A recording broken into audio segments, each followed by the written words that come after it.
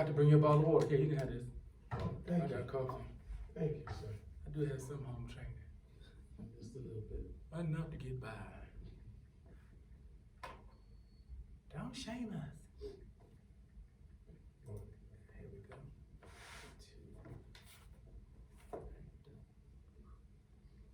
Good morning.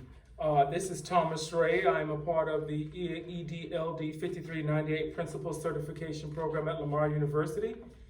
In my internship, this is observation video number 3. And with me today, I have Mr. Hector Garcia, our associate principal, and I also over English instruction and several other things on campus. And I also have with me today Mr. Austin Brewster, who is our English 3 teacher as well as a coach here on campus. And so just to provide some background for the viewing audience for this third video, we want to share with you that on Independence High School, we've done a needs assessment in terms of our students' overall achievement, academic achievement. So our school is rated a 96 on the scale score, something we're very proud of and glad about. So we are an A-rated campus. And while this achievement is substantial, encased within this rating is a segment of students here on our campus who are struggling academically. Our economically disadvantaged student population arrive here at IHS with more than just economic hardship, however. These students have learning challenges, deficits, and often exhibit confidence challenges and problems. Some struggle socially to connect on campus and may be considered loners. With these social emotional conditions, economic disadvantages, and academic challenges, these students find success often to be elusive in the classroom. So this committee is convened to search and examine the needs of these students in efforts to better prepare them for life after high school. It is our district's aim to always know our students by name and need and to make all of our students future ready. And so therefore that is our full intent. When we look at the data and we examine the STAR performance card, we find that amongst the economically disadvantaged students, when we look at all subjects and compare our economically disadvantaged students to the general student population here on campus, we find that all students, 87%, meet the grade standard or above. However, our economically disadvantaged students, only 54% are meeting the grade level standard or exceeding that standard. And so we see a 33% difference between those two populations. Now, when we segment out the subjects and we look at English language arts and reading, 88% of our students here on Independence High School's campus are meeting the grade level standard or above.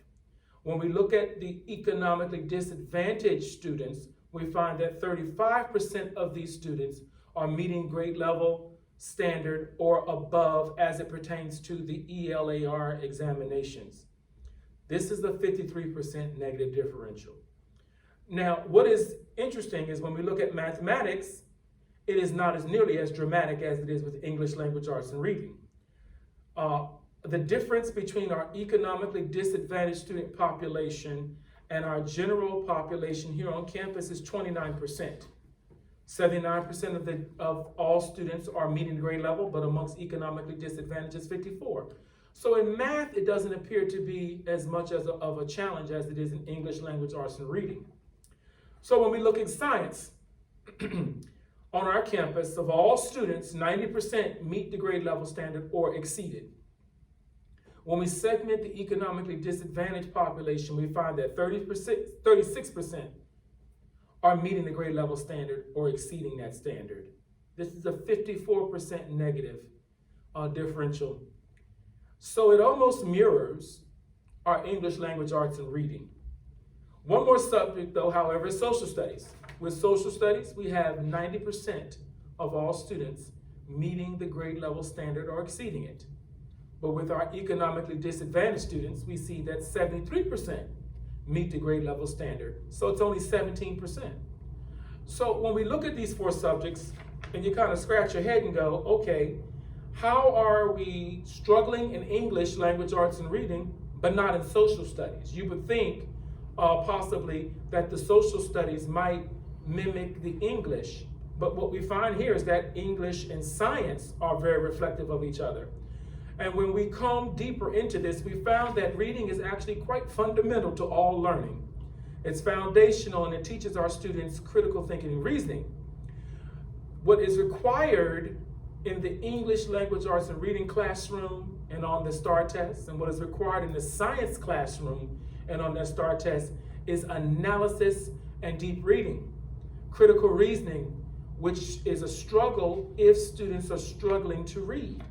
So while in social studies we don't see that, primarily because it's memorization, and in mathematics we don't see that because they're applying more of the logic and numerical application, we do see the similarities in the TEKS and in the skills required to succeed in English and science are very similar, and our students likewise are struggling in those two areas, which is why we've decided to really focus in on English language arts and reading with the hopes that it will also transfer into science and improve their overall academic performance here on campus.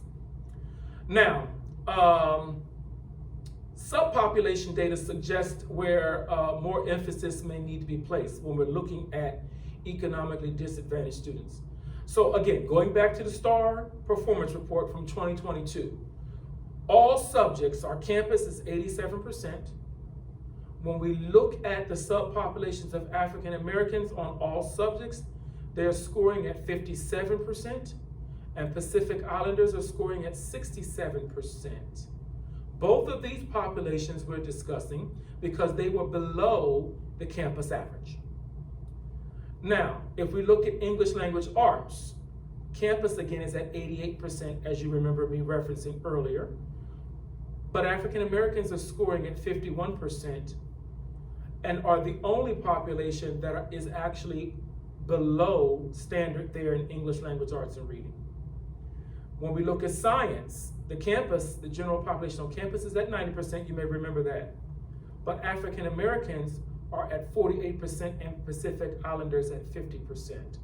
So there is obviously something happening with these two subpopulations when it comes down to performing on the STAR performance report, but also just in the classroom in general. This is also reflective of the classroom experience, as we have discussed on earlier videos with other teachers facing these challenges. Now, we're going to shift from academic performance for a moment because we know the school is not just an academic center. While that is our primary focus, this is a complete development of the student. We're trying to make the best citizens possible. So we also want to look at student engagement. And when we look at student engagement, and we look at engagement amongst our economically disadvantaged students, first thing we look at is attendance. When looking at attendance record, there doesn't seem to be a drastic challenge with students coming to school. By and large, the students are coming to school on a daily basis. There are outliers, as there always are, but the majority of our economically disadvantaged students are attending school on a regular basis.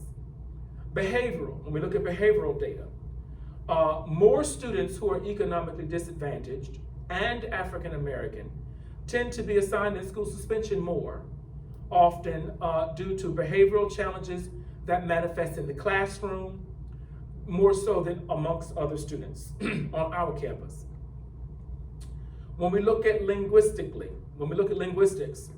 all of our economically disadvantaged students, for the most part, list English as their primary language spoken.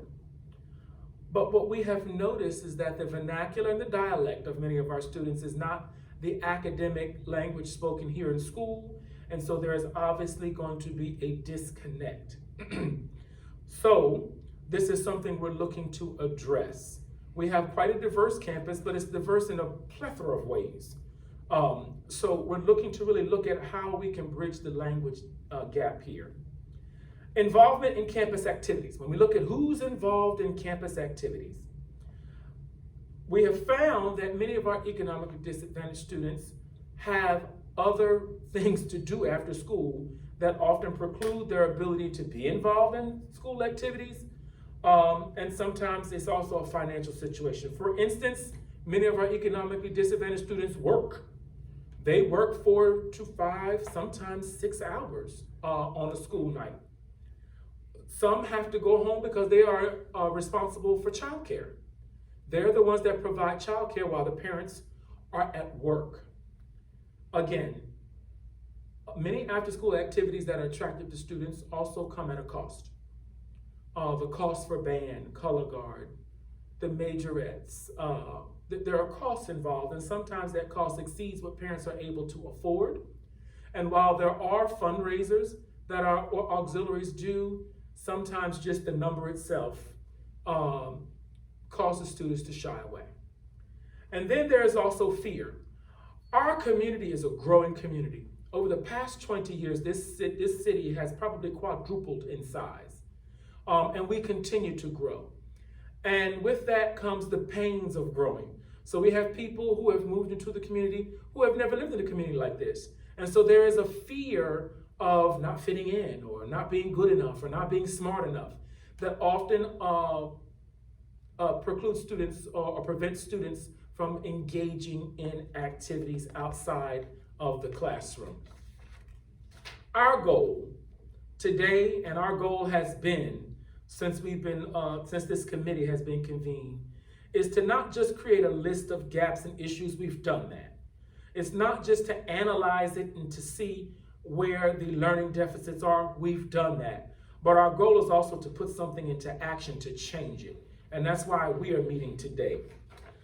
Observation video 2, you may recall, we did examine some strategies for approaching the economically disadvantaged student, especially the one that just moved here, where everything is new and they're overwhelmed a lot of times. And so Paula Nagel, a former school administrator from the city of Las Vegas, Nevada, who has recently joined our staff and is teaching Advanced English 2 and Advanced Placement Language, joined me, as well as Ashley Thomason, who also teaches Advanced Placement Language. She has taught English 2. She writes curriculum for our what we call our DAEP campus, students who are our Student Opportunity Center, students who have had some challenges in the regular school setting, so they've been sent over there for some discipline, but also for continued learning. She writes curriculum for English 2 there. And so we met, and what we discovered in our meeting is that these students who have moved to our community from poor areas do face a major cultural difference. It's not just a racial thing, while that is present. It's not just an ethnic situation, while that is present. It is an overall cultural difference. They have moved from a poor area to an upwardly mobile, upwardly advanced, middle class, often wealthy area. And so culturally, things are different. Options are different. There are also their economic disadvantages, and we talked about the linguistic challenges.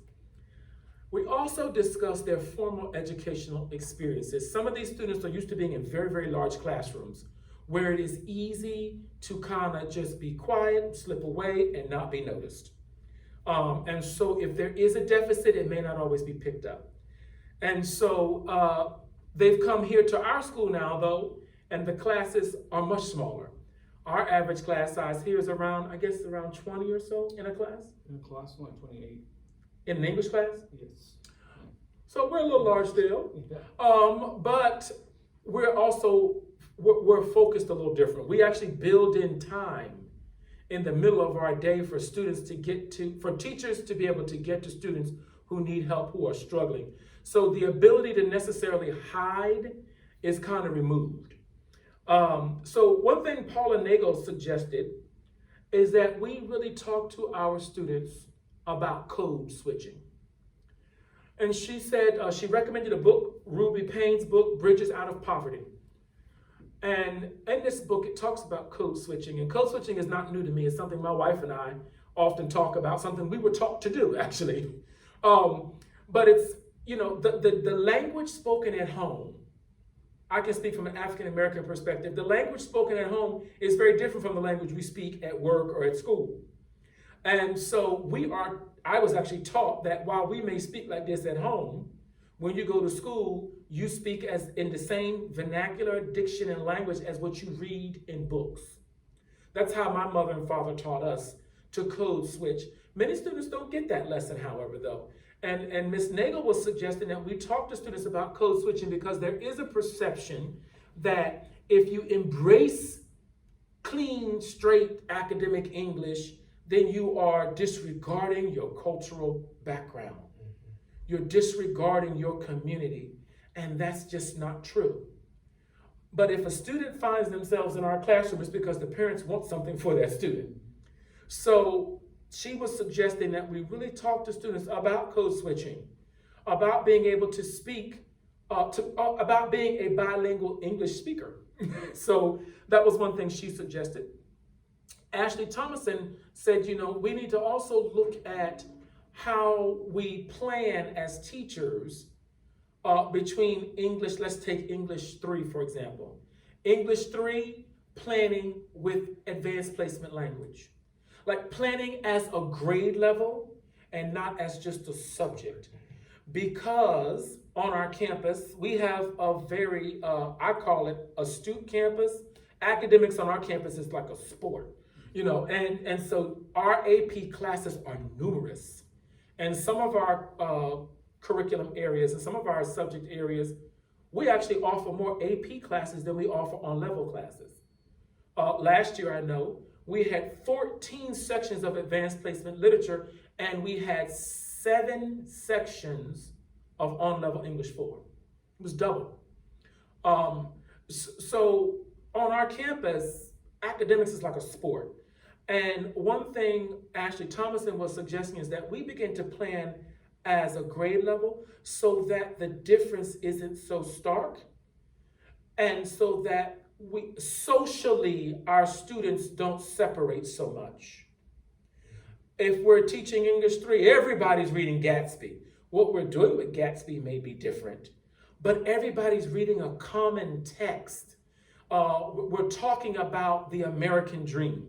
This was something she suggested because her concern is that sometimes she believes the on-level curriculum is being too watered down, and these students are not getting as challenged as much as they need to in preparation for college or anything else.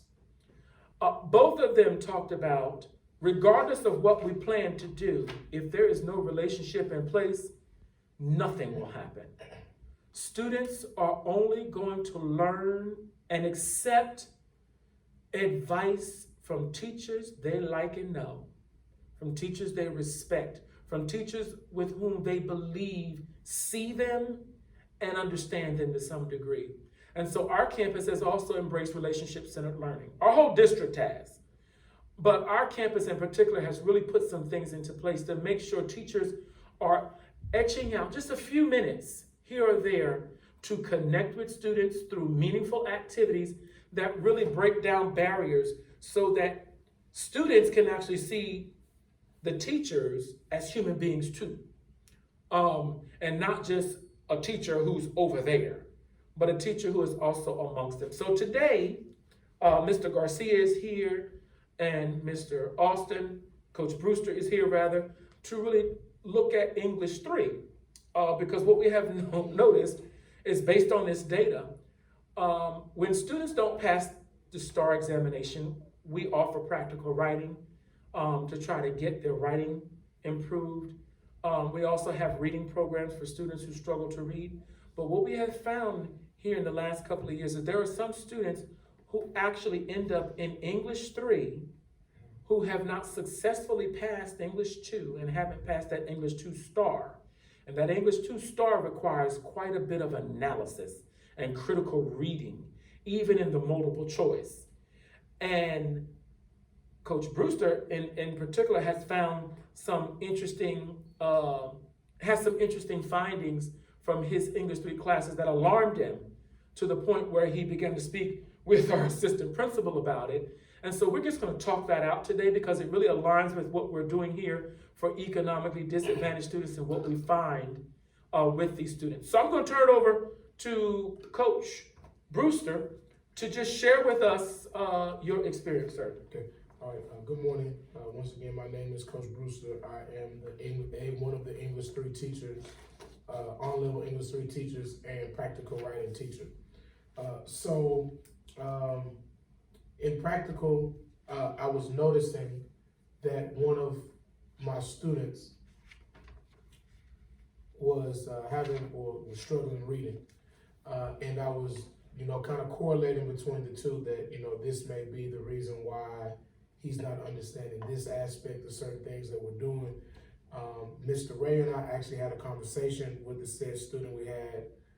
Mr. Ray had an encounter with him, and I said, Mr. Ray, this young man can't read. And Let's talk about that encounter. yes. So go ahead. Because this is very interesting. Yes, sir. Because I was stunned. So let me acknowledge something. I didn't catch it. And I felt awful. And I mean this, I felt like a total loser because I totally missed it. So I called this student down to the office to get registered for the SAT. Because on our campus, we are able to provide vouchers through our district. We have such a generous district, we really do. We were able to provide vouchers to pay for these students who are economically disadvantaged to take the SAT for free. And we have a few services that we offer them to help them prepare for the SAT. So I called this young man down. He comes down, I mean a cordial young man. And I'm just sitting here talking to him, and he's talking to me, and I pull up his information, and we're talking about his future, what he wants to do. And I said, well, man, if you want to go to school, we got to get an SAT under our belt. I said, even if you want to go to community college, let's get the SAT under our belt. Let's try to get a decent score so you don't even have to take some of the entry-level classes, and maybe your time can be cut down, and you can bridge over to a four-year school. We talked about football, we talked about basketball, the things that he loves. And so I'm getting him, he's got his phone out and he's pulling things up. And I'm waiting for him to progress in what, for most students, was just an obvious thing. Click here, go, plug in your name. And so I saw him over there scrolling, and I thought, well, maybe on his phone, it's scrunched up. He can't see, where the information is. So I began to help him.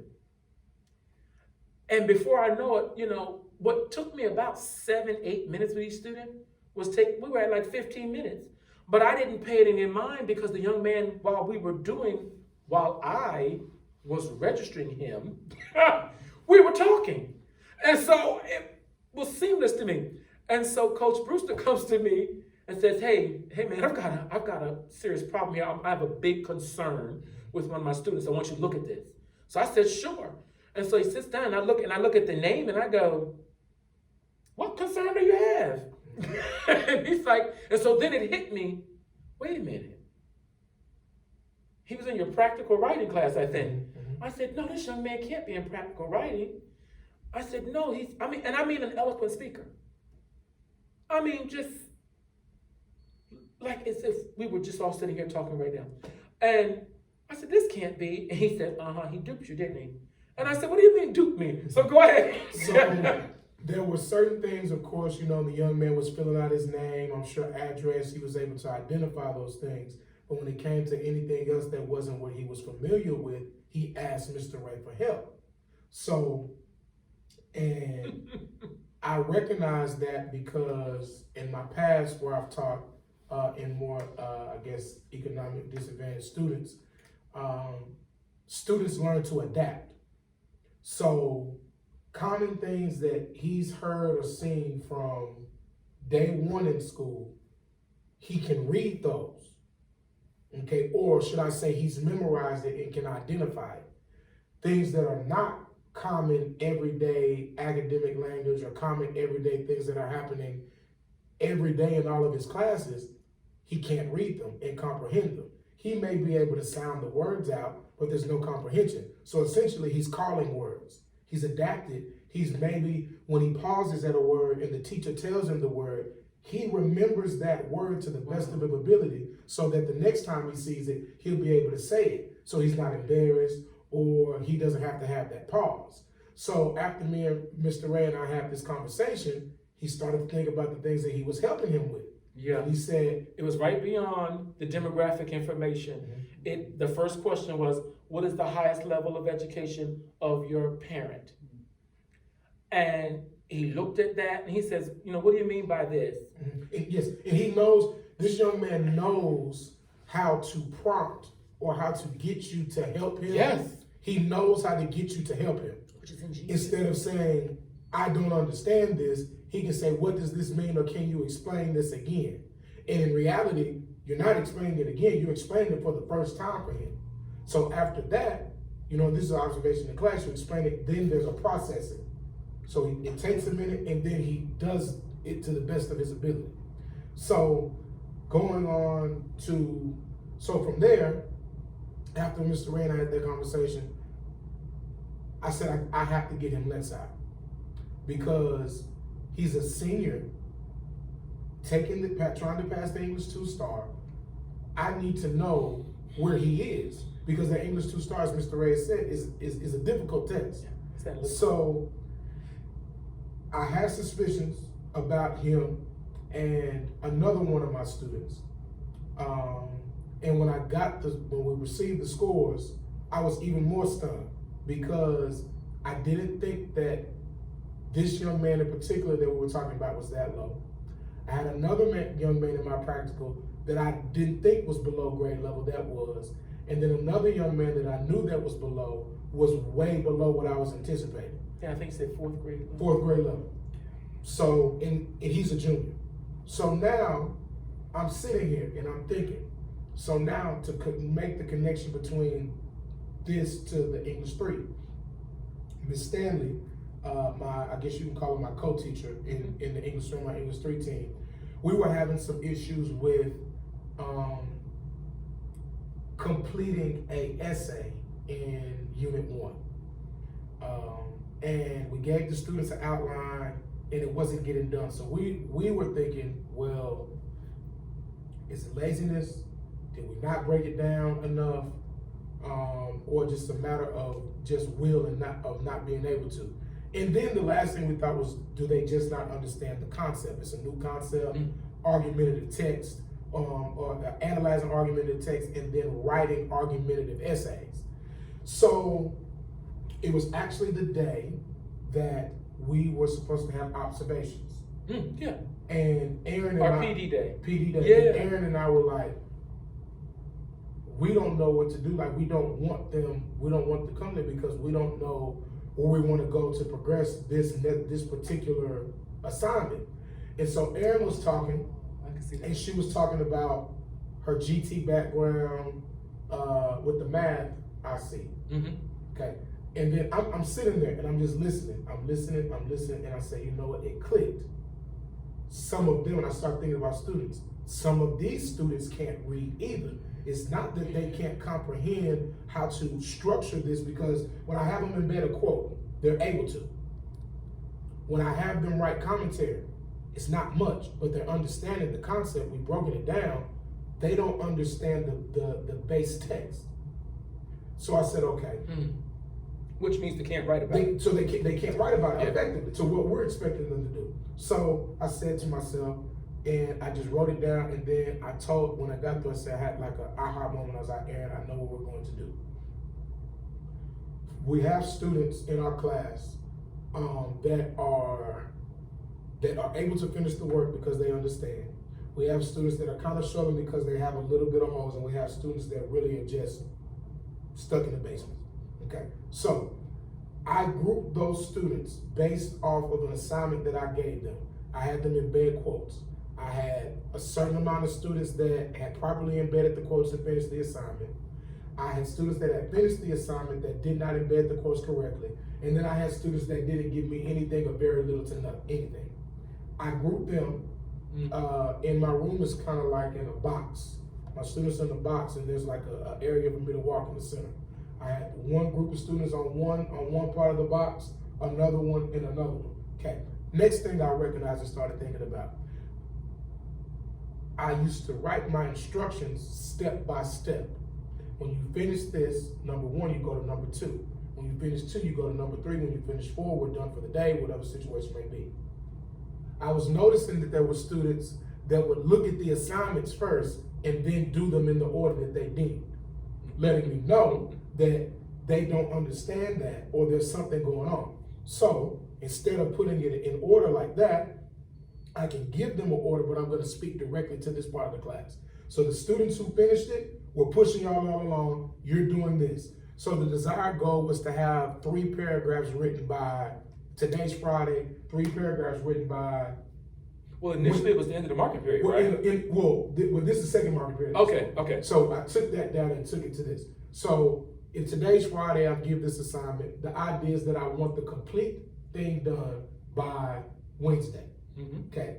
I know that, for example, Mr. Garcia is probably going to finish it by Tuesday because he's going to work on Friday. He'll finish it Tuesday. Yep. Mr. Ray may finish it all in the class. Okay.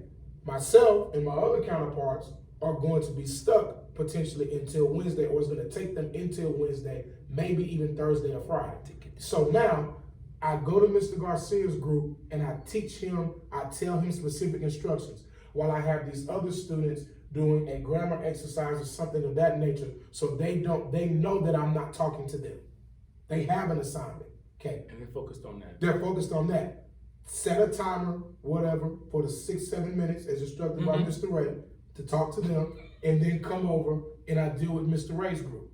While that's going on, I can either have Mr. Garcia's group continue that, set a timer for them for 15-20 minutes, and then move on to the grammar assignment, or because I know that they're going to finish it, they can do the grammar assignment and the other reading assignment the next day.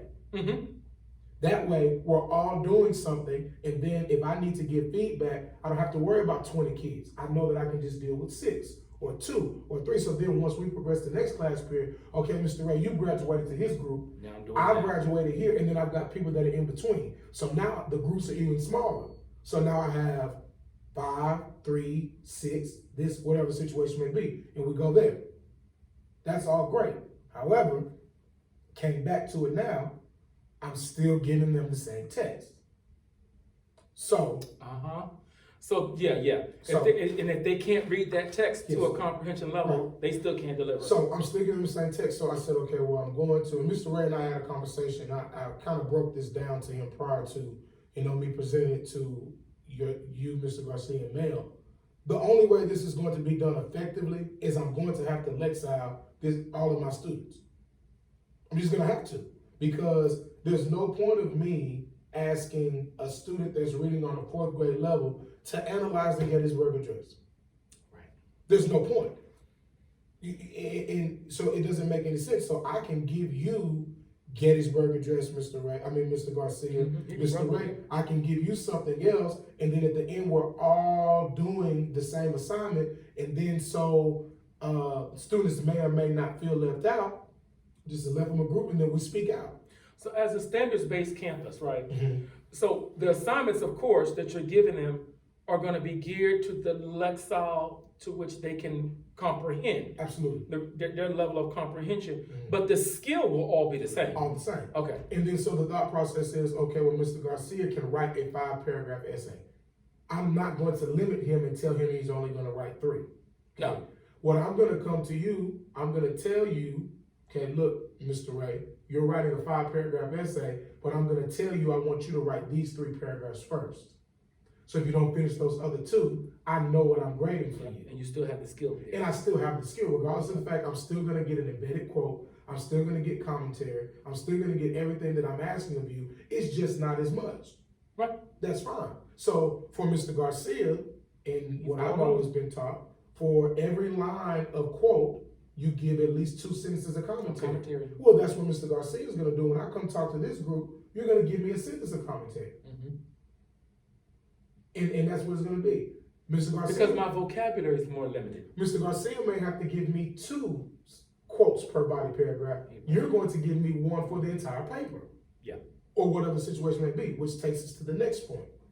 We have ESL students that are English speaking. Say that again. We have ESL students that are English speaking. Yeah. Meaning, so the code switching thing, which is completely true, absolutely true. And this is not just for Mr. Westbrook from an African American standpoint. We have a large Indian population. Yes, we do. Okay, and it's a switch. Yeah. So, I've noticed that, and I know that I have to give different instructions to certain in different ways to certain students, and that's just a part of differentiation as well as the relationship piece. So all in all, I think that understanding the student's ability to comprehend is going to affect the scores, of course, but how can we get it to where we can meet them there and find a way to grow them in the same process? So, number one, they have to have some type of confidence. So if I can't read this, if I can read this on my Lexile, I'll be able to have a conversation with it. And I'm noticing that's why, in a couple of classes, I'm trying to got questions to gear up a conversation, and I'm getting crickets. And it's not a matter of, I'm realizing it's not that they don't want to talk, they don't know where to start, or they just literally did not understand what we were reading. And I don't want to get in the habit of, I never wanted to get in the habit of consistently reading for them and breaking it down on my own. Because at that point, then they're just robots. Yep. And there will be no application. And they don't learn. And they don't. And then the last thing I'll talk about is how Aaron and I decided how we were going to do the essays for this 9 weeks. So this 9 weeks, the PBA at in Frisco ISD is essentially the last thing, or the For our semester? for the semester, which are working towards the goal for the 9 weeks. It's our project. So this 9 weeks is we are analyzing speeches from famous influencers and explaining how they use words to influence or motivate people. Okay, so we broke it down. We watched like a 2 to 3 minute clip from a Denzel Washington acceptance speech. Oh yeah. Chunked it to where they identified purpose, tone, message, wrote a thesis statement. We look at that, we go to the next thing. Within there, they pick 2 quotes. They pick a quote, we embed the quote, commentary, all in the outline, all right? So everything is chunked. And then we've done that for like 2 to 3 different things. So now they've seen an actual speech or heard one. We gave them an assignment where they have the text and the audio. We gave them something this past class period where it's just the text, okay? And then now this next one, so now at that point, they've seen all of these things. When we get ready to do this, they should be able, and each time we pulled a little bit back. Because they've seen it multiple times. They've scaffolded it, yeah. And we're seeing that we're getting more commentary. The practicing of embedding quotes we've done a mini lesson or something on embedding quotes for the past 4 or 5 class periods. So it's clicking. So the issue we did come up with this past one is, once again, the Lexile, but we did recognize we picked another article that was shorter. Okay. And we gave that to certain students. What length is it? How long is the article? Are we talking about a page, 2 pages? One of them was front and back. Two, so there were 3 that we chose from. 2 were front and back. Okay. More dense than what we've been given, and the other one was just 1 page. Okay. So we made that so, and we think that that's going to help. But I would like to see. So the ultimate goal, I think, for Aaron and I think what we've discussed is, I'd like to see, based on this Lexile, when I give you this, will the product you give me be better? Yeah. And then that way I can analyze, okay, well, now that I've given you something you can comprehend, what are myself and my co-teacher not doing to get you to be able to write the commentary, write the thesis statement, write the embedded quote? Based off of a stimulus that's comprehensible. Yes, and if it's not comprehensible, it's well, not. It should be comprehensible if they've been Lexile and you gave them the Right. appropriate stimulus. Once we do that. So then you want to see, is this better than what we got market period 1? Absolutely. Or even at the beginning of what we got at the beginning of market period 2 for what we've been given for what we've been asking them to read. So let's just say, up on IPR now. let's just say by the time we get Lexile, let's just say it's the end of the 9 weeks. Let's just say, because I know it's going to take a process. I've already talked to Coach Cameron, it'll be a process. He references Coach Cameron. She's our Read 180 teacher. Yes. She is She's phenomenal. great. Passionate about helping students learn to read, regardless of the situation. Yesterday at lunch, she gave an all points bulletin. Who's got some babies, she calls them babies, that I need to exile? I want to get them all at one time, and I want to help them. Let's help them. And so she's like all over this. Right. So we had a conversation. So I know this is going to take some time to get the entire class, or all 47 of mine, or however many it is that Aaron has. So it's going to be about 58 students. So do you really think you need to exile all of them? I do. What if somebody's performing just fine and they're excelling? Why do you think you can Lexile for them? So now when I get that Lexile for them, I'm pulling AP material and doing that with them. Okay, so you know what I like about that? Yeah, I mean, because no child left behind here. So that's good. Everybody will be something On that's their level. on their level and be pushed. So now, if I have a Miss student, Thomason hears that. She's so gonna if I have a student who is ready for that, okay, of course, I'll modify the AP assignment. Yeah. But you're still going to, you can do it. Because at this point, you know, until, honestly, we broke them up the way that I did, they were bored. Yeah. And see, what I like about that too, and I'm going to let Mr. Garcia here speak next. What I like about this is that I think as teachers, right, we are prone to jump at the student who is struggling. We want this student to have success. But what often happens, and I was a victim of this until my parents spoke up, those students who are on the grade level or beyond it, kick back, we relax, but then we also have a degradation in learning. And so then they begin to slip back. And if you're not careful, you'll lose the whole class that way. So when you said, that's why I asked, like, why are you exiling the ones that are doing okay? Like, that seems like a waste, but you said, no, they're getting AP material because they need to be pushed. Or there will be, if it's not AP material, it'll be something that they'll have to do more, like maybe I teach them how to do a annotated bibliography. Something in addition to. Something beyond. Now, the beauty of it is, they'll get it before I come back to them. Because I want to still be able to teach everybody and give them some form of that. Hey, this is what this is, blah, blah, blah, blah. It may not be to what it's supposed to look like, but they've been introduced and we can work on that. Yeah, because it's still a skill. Yes. Mr. Garcia. You know, Coach Cameron came to me and you mentioned all the numbers. Now we have with 10th graders, they want to test and get Lexile test. And so one of the things we're going to do is actually give her a pull-out day and give her a sub so she can test and do a mass test and Great. to identify how many kids are going to need support. This reminds me of a quote from Dr. Waldrop, our current superintendent. When he was a principal at Liberty High School, when he was identifying all these kids that were struggling in standardized tests, and they would look at their transcripts, they would realize these are kids who didn't grow up in Frisco. They moved into Frisco. They came in later. Yes, exactly. And so, you know, a lot of these kids that are missed or not identified and need those supports that they need, they're not getting them because they weren't identified as needing them earlier on. And a lot of those kids move into Frisco, and we're catching them late. Unfortunately, these kids are junior or senior, and we're catching these kids, but that happens a lot. And so, because we really are good with early identification. We really are. You'll see what the elementary school does. Yes. Yeah, and using our resources, like, you know, pulling in our reading teacher into the class and help me. I've got this kid who can't read. What do I do with him?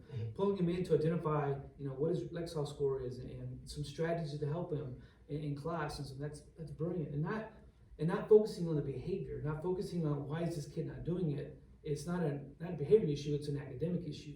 And so you address it, you know, what are we not teaching? What are we not doing right? Not is this kid lazy? You know, you identified this kid needs help, how can we help him? And you got data, you got hard Lexile reading data to show this kid's reading at a 4th grade level. This is an academic issue. And so,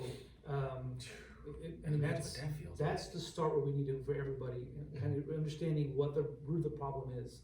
It's not a will issue. It's a skill issue. And so we got to identify how do we get them up? How do we build that skill to make them successful? And not in this grade, but also, like you mentioned, he has, you know, post-secondary aspirations. How do we get him there? And these kids have adapted. They have such good, you know, social adaptations. Like they fooled a lot of people. Scared. I'm one. I mean, I'm baffled. I mean, I was sitting here with him. Yes. I would have never thought he You could mentioned read. he was very sociable. Yep. Very, personable. Mhm. And so you just thought, like you said, the screen was too small, he couldn't see it, couldn't read it. So because he was so personal, sociable, it's not a reading issue, he couldn't see it, So he fooled you. Oh, yeah. And he does that to a lot of people, I'm sure, because he can adapt and help and get help. And so I'm glad we're getting to the root of the problem is he needs help with learning how to read. He's got a lot of sight words in his head Yes. that he can pick up very quickly. Yep. But can he comprehend? Can he understand what that really can put that in context? And so he's going to have difficulty with those other skills. He can probably get away with reading, but he won't understand what he's reading. Is the problem we're going to have. But yeah, I'm glad you got to the root of the problem, which is identifying how do we help these kids who are so low. There was an article a couple weeks ago that talked about. I'm sorry, guys, on the radio. And he's our AP. So there was an article a couple weeks ago talking about how Frisco ISD was labeled as the third richest city in the nation. And so you imagine Frisco, and our school serves two different cities. We serve Frisco City, Frisco, Texas. We also serve McKinney, Texas. And McKinney has a very transient population. We have a lot of apartments, a lot of rental properties in McKinney. And so you're combining kids who are moving to Frisco to be in Frisco schools because we've made a name for Good ourselves. district, yeah. We're a good district, we're a good school district. And we have Frisco ISD, which is the third richest city in the nation. So I've got kids that I have personally talked to who feel like they don't fit in. Mhm. I don't look like the kids that are in my class. I don't fit in. And so how do we get those kids, how do we assimilate them into the class and make them feel a part of independence, a part of the class? And so that's that building community in the classroom. That's why we're doing the RCL stuff. How do we get kids to feel a part of the class, a part of the school? And so there's a lot of things we're doing on that, the RCL trainings, we're doing the 90-second breaks, the late breaks, and all that to kind of get kids to know each other, to feel a part of it. And so I know a lot of kids, the attendance issue they don't go to class because they don't feel like they fit in. And we're trying to get them convinced and motivate them. We've got to get you to get in class. Nobody can take an education away from you. You're doing that to yourself by not going to class.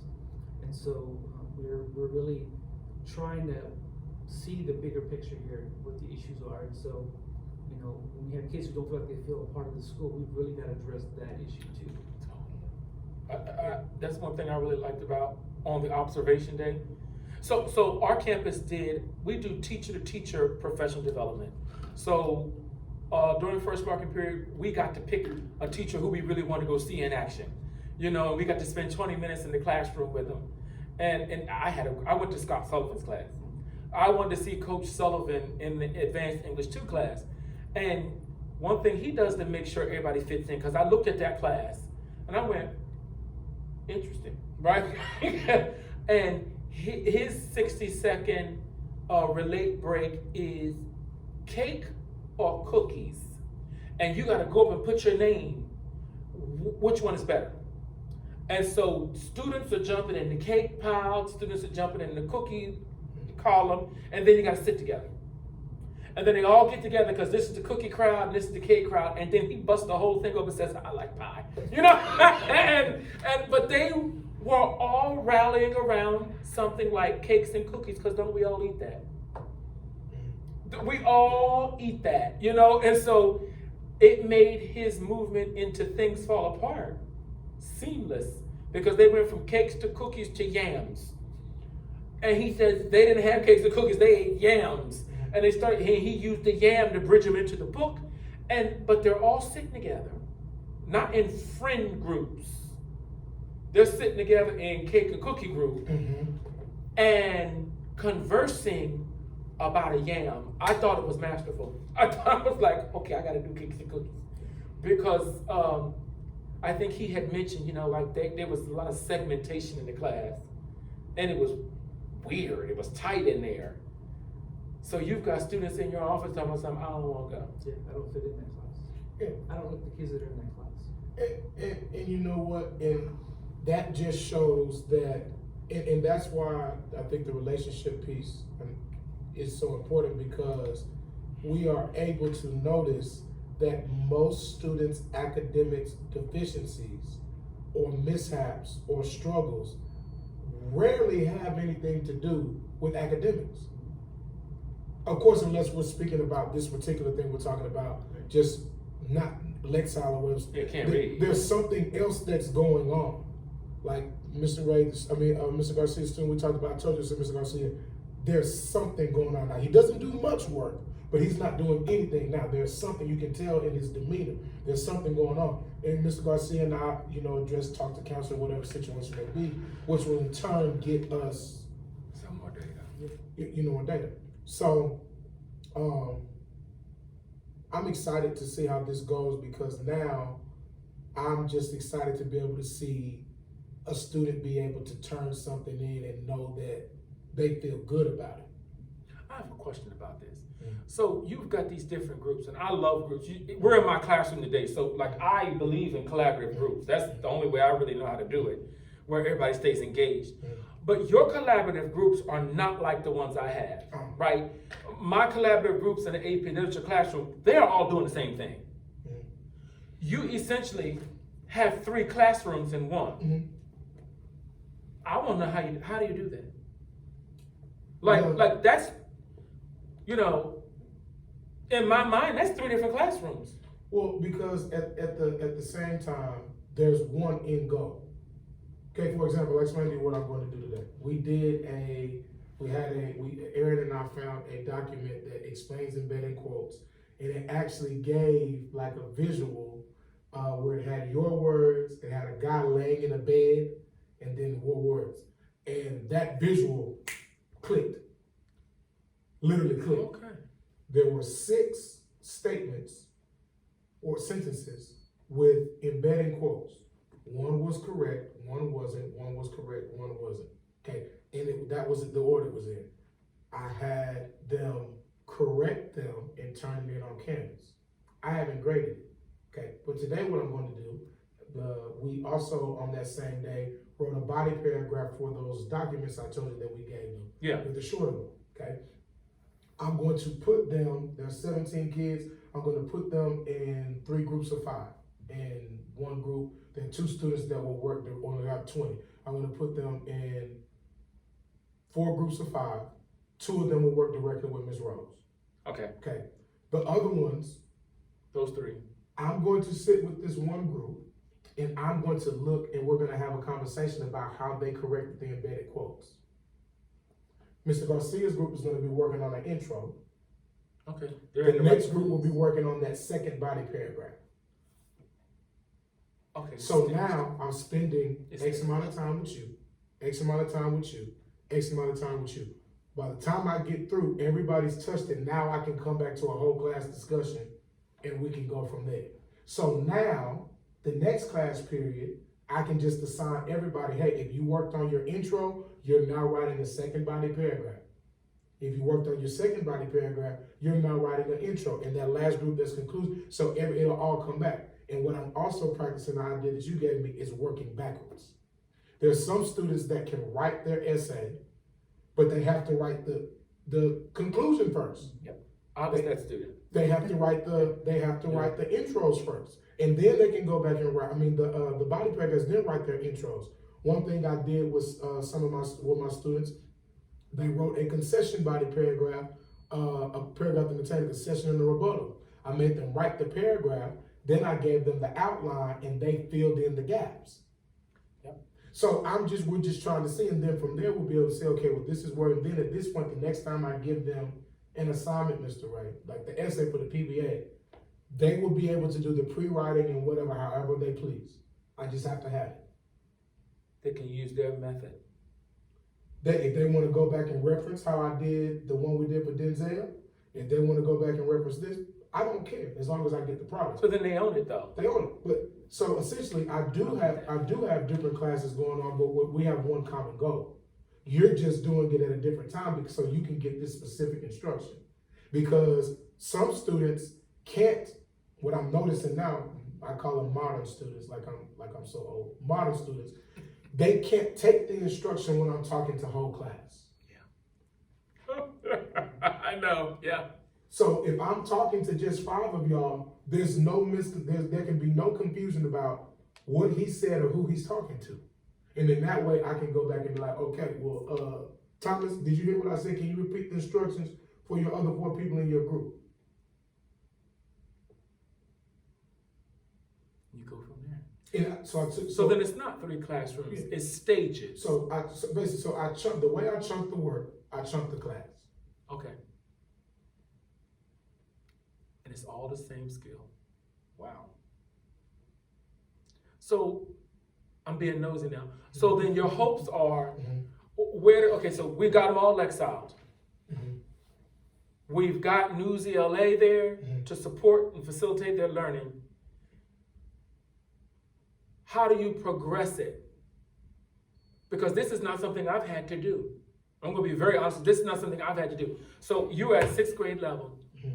You didn't pass the 10th grade star. Not reading at 6th grade level just didn't happen.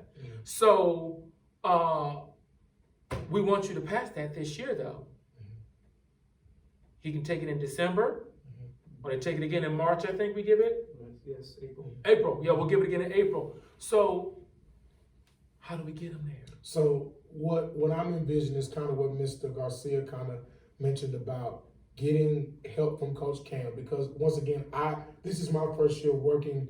I would say this is my first year working directly what I say with remediation and isolation. So when I was at Duncanville and Lincoln, I basically was doing remediation and teaching in the same class because scores were so low and it was score driven and blah, blah, blah, blah. Okay. So the idea is once we get that broken down and we get the Lexiles, okay, when I have you when I talked about you doing a grammar lesson or whatever, those students will be doing something that I discussed with Coach Campbell came up with. That's the idea. So they're still getting it because, as we all know, you can opt out of reading. Yeah.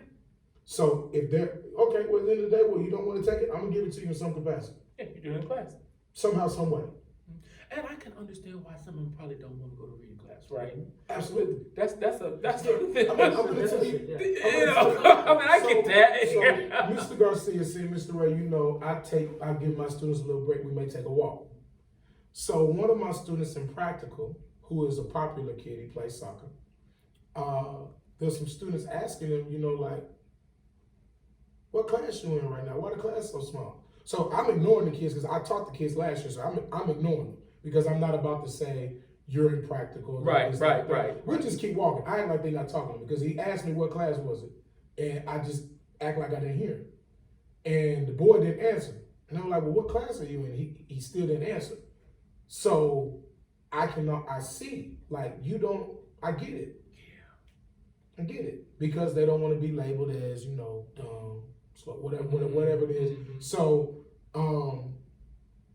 and also the thing about it is, fortunately, I can even incorporate Mr. Garcia with that student and have him do it. Mr. Garcia still needs practice, even though he's mastered it.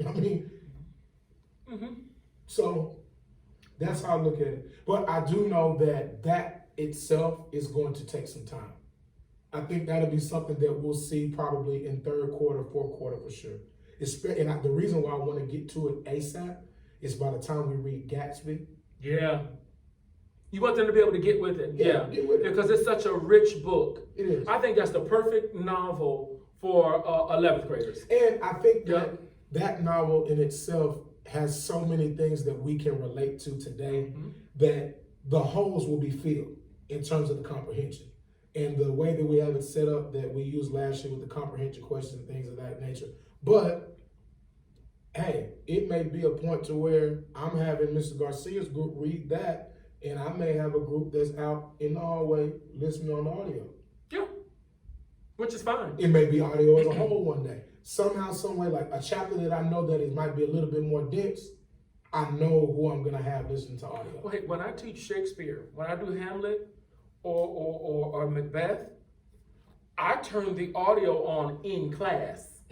And we follow along because hearing and reading cements it better. And then we stop and pause and extract meaning and then move on. So, please don't think that's something that's just Oh, no, keep no. wrong level students, For because we sure. do that with AP students all the time.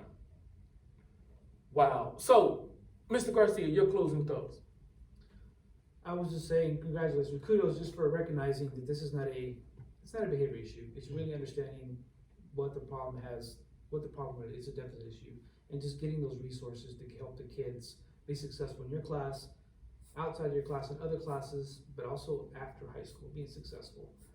And that's going to be something that now Coach Cameron's wanting to test all these other students, 10th graders and 11th graders. The teachers are identifying they're struggling in my class too. Maybe it's because they have a low deficit in reading. And so we're going to be testing a lot of kids because of this. We want to make sure that we're not missing anybody else and waiting until we see a failure on an EOC to identify a kid that they need help. So we want to be more proactive versus reactive on seeing a failing test score. So thank you for that, because it's caused more things to happen because of this. So. And as a whole, I know that from the data that you've given, hopefully the idea is that this will not only affect English. Right. It will go Science. it's going to go right to science, or whatever the situation may be. Yes. So it's in English because that's what I teach. But we get it to where, okay, now whatever little strategy may working may help you do better in science Absolutely. or the next class. That's our hope. That's our desire. As you can see here, our it seems like not the whole campus is engaged. That's just kind of how we are at Independence, to be very honest with you. If there's a problem, somebody's going to help you solve it. We do care about our students, and we know the world that they have to go into. And if you are not reading, this is a hard world to live in. If you don't have a viable and useful education, this is a struggling life that you're going to lead. And so kind of we end where we began. We looked at STAR performance data, and we said amongst economically disadvantaged students, only 54% are meeting grade level. When we look at science, only 36% are meeting grade level. And so we've got this differential, let me rephrase that. Amongst English students, English language arts, amongst economically disadvantaged, only 35% of our economically disadvantaged students are meeting grade level. And for science, it's only 36%. Whereas our campus average is at 88 and 90 respectively. So there's no second thought about it. We have to do something. And as you can see, things have already begun to happen from the classroom to our administration. We're addressing the problem. It is our hope that maybe some of these students can take the English 2 STAR and pass in December. But we still know there's a deficit that still has to be addressed. Some of these students will take it. I've seen this, so we know some of these students will attempt it in December. They will not have success. And so then the confidence that Coach Brewster is talking about is going to have to be addressed.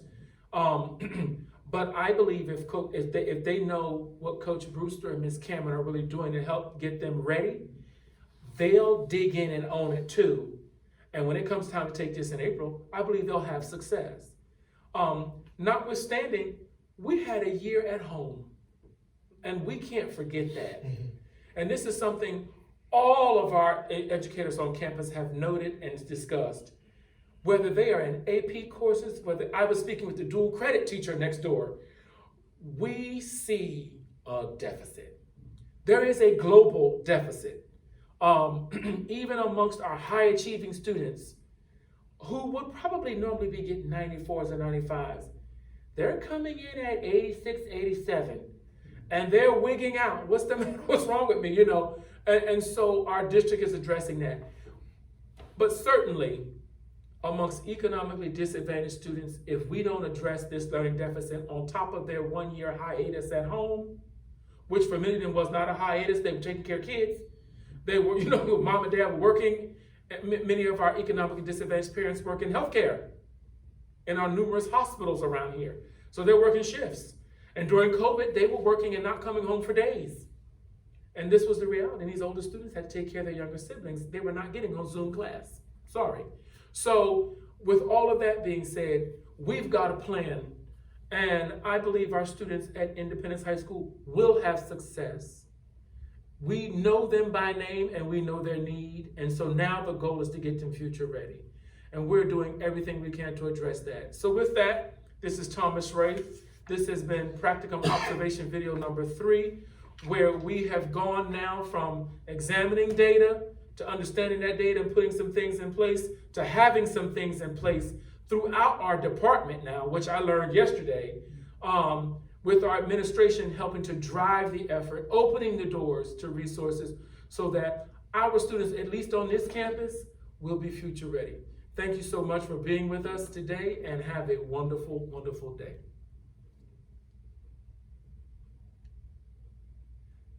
And I'm too far away to see where the off button is. It's okay. I see the pause on the To the bottom. right. Bottom Yeah, right. the pause. Okay. There we go. Yeah, this is perfect. So- One thing I said yesterday that I was telling Mr. Ray about was